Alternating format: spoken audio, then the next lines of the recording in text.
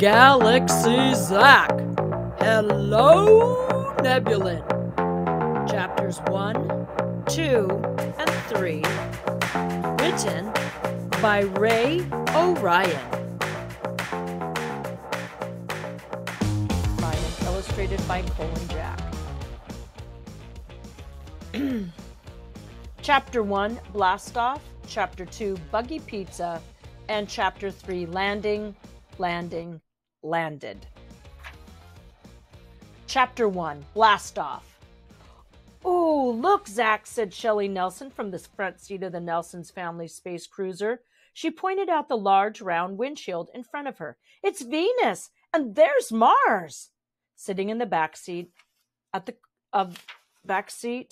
cruiser, 8-year-old Zack Nelson sighed. He knew his mom was just trying to cheer him up, but at the moment, all he wanted to do was go home, to his real home, Earth, not his new home on some planet called Nebulon. Zack punched a code into the keypad below his window. There he is. The glass in the window changed from dark to clear. Billions of stars glittered in the inky blackness beyond the window. This was the part of space travel Zack liked best. Sure, he could see tons of stars with his uber-zoom galactic telescope back on Earth, but being out among the stars and planets, seeing them close up, always made Zack happy. Except today, February 11th, 2120, Moving Day. Glancing out his window, Zack looked past Venus and Mars. He had visited both planets many times. His family had often taken weekend trips to the low-gravity amusement park on Venus. They had always gone to the beaches on the Red Planet Resort on Mars for spring break. But today, all Zack could see was Earth. The tiny blue and white ball grew smaller and smaller in the window. The Nelson space cruiser zoomed farther away from the only home Zack had ever known. Zack's dad, Otto, was up front in the pilot's seat, steering the cruiser. "How you doing back there, Captain?" he called. Zack smiled. He was years away from getting his pilot's license, but his dad always called him Captain whenever the family took a space trip. "I guess I'm okay," mumbled Zack. "He's just sad because," began Charlotte. "He's going to miss Bert," Kathy continued. "And Luna," they said together.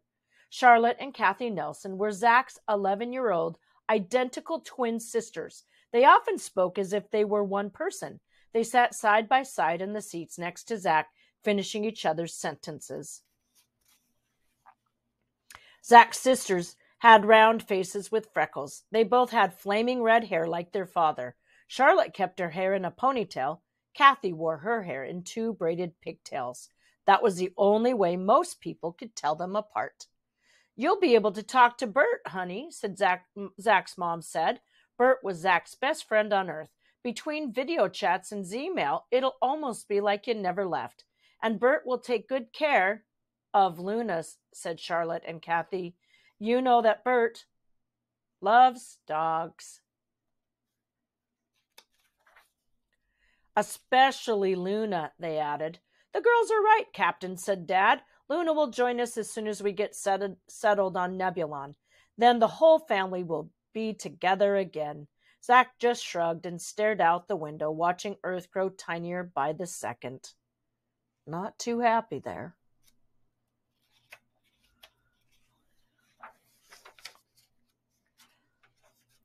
Chapter 2, Buggy Pizza. "You'll love it on Nebulon," Captain Dad said. "Wait till you see the gadgets they have there. They're way ahead of Earth." "That sounds pretty cool," Zack said. Then he grew quiet. Dad's got his great new job at Nebulonics. Zack thought, "Mom wants to start her own business, and the twins always have each other. They don't have to worry about making new friends." Zack leaned back in his seat and closed his eyes. "Okay, class, time for our Zerbanese language lesson," said someone with a strange, high-pitched voice. Zack's eyes popped open. He was in a classroom on Nebulon. All his classmates looked like monsters and slimy creatures with dripping tentacles.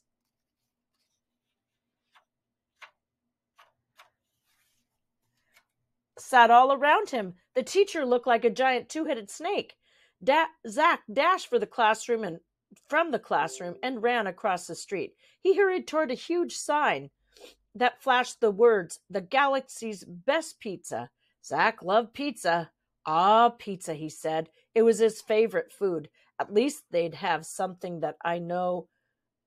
At least they have something that I know on this wacky, crazy planet.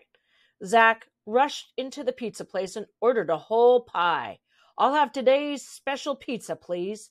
Soon a streaming pizza floated down. "Yeah!" yelled Zack. The pizza was covered with slithering worms and crawling insects. It was topped with extra moldy cheese. Zack ran as fast as he could from the pizza place. He pulled out his video chat hyperphone. Then he quickly entered Bert's Z-mail address. "Gotta talk to Bert," Zack mumbled to himself. "Maybe he can help me." The screen on the hyperphone blinked. Then a message popped up. "Error. Cannot connect to Earth." "No!" cried Zack as he shoved the hyperphone back in his pocket. "I'm trapped here, and I'll never see or talk to my friends again." There's the hyperphone. There's the pizza place with the bugs. I think I would have read what the special was before I ordered. Zack felt a hand on his shoulder. Then he heard a familiar voice. Zack, are you okay?" Zack's eyes sprang open. He was looking up at his mom. They were still in the space cruiser on their way to Nebulon. "Bad dream, honey?" asked Mom, smoothing back Zack's thick blonde hair. "I guess so," Zack replied, rubbing his eyes. A green light below the cruiser's front window began blinking. "Arrival on Nebulon in 5 minutes," said the cruiser's talking computer. "This is so exciting," Mom said as she sat back down in her seat. "Don't worry, Zack.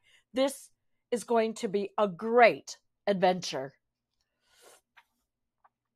"Arriving on Nebulon in 1 minute. Please prepare for landing," said the cruiser's robotic voice. "This is it, gang," announced Dad. He was hardly able to contain his excitement.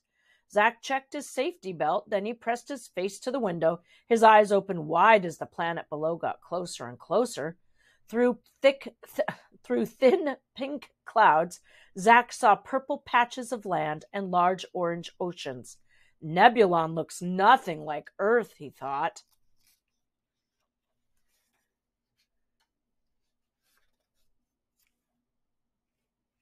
Chapter 3. Landing, landed. The space cruiser drifted down. Soon a busy spaceport came into view. "What are those other cruisers, Dad?" He stared down at what looked like tiny flying spaceships. They zoomed around in the air. "Oh, those are the Nebulon cars," explained Dad. "On Nebulon, cars and trains glide through the air. No more bumps or potholes." Landing, the computer repeated. A few seconds later, the Nelson space cruiser touched down on Nebulon. When they stepped outside, an odd-looking man greeted them. "Welcome to Nebulon, Otto Nelson and Otto Nelson's family," he said. Zack stared at the man. He was slightly taller than Dad. His head was egg-shaped and his arms were long and skinny and they dangled down to his knees. "Hi, Fred. Thanks for meeting us," said Dad. "Everyone, this is Fred Stevens, my new boss at Nebulonics." Fred lifted his hand with his palm facing out. Then he moved his hand in a small circle in front of his face. Zack looked at his sisters. "What is that guy doing?" he whispered. Dad made the same movement with his hand. "That's how Nebulites shake hands," Dad explained. "Fred, this is my wife, Shelley." Oh, we got to see that right there. Like that. Mom raised her hand and made a circle. "How do you do?" she said with a giggle. "How do I do what?" Fred asked, looking very puzzled. "That's how Earthlings say hello," Dad explained. "Well then, how do you do?" asked Fred.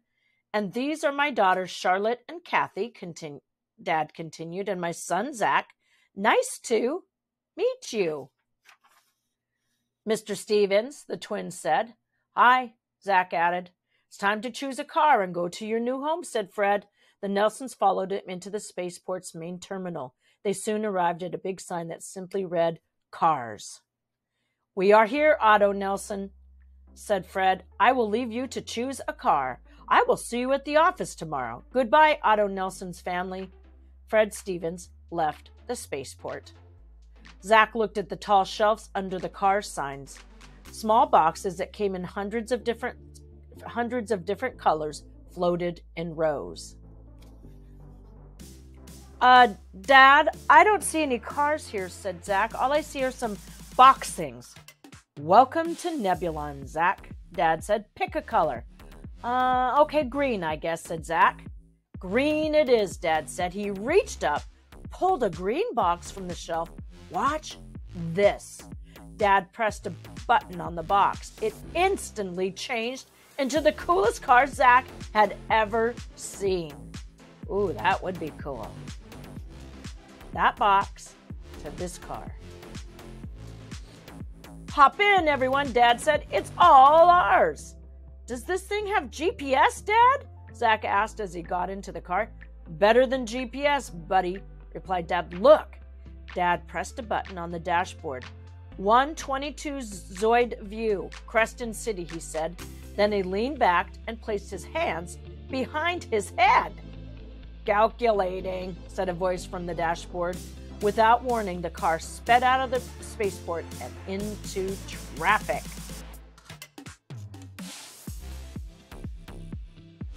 And that's where we will stop. We'll start next time with What a House, Chapter 4. Ray O'Ryan has written 18 Galaxy Zack books. You may want to read more about Zack and his adventures.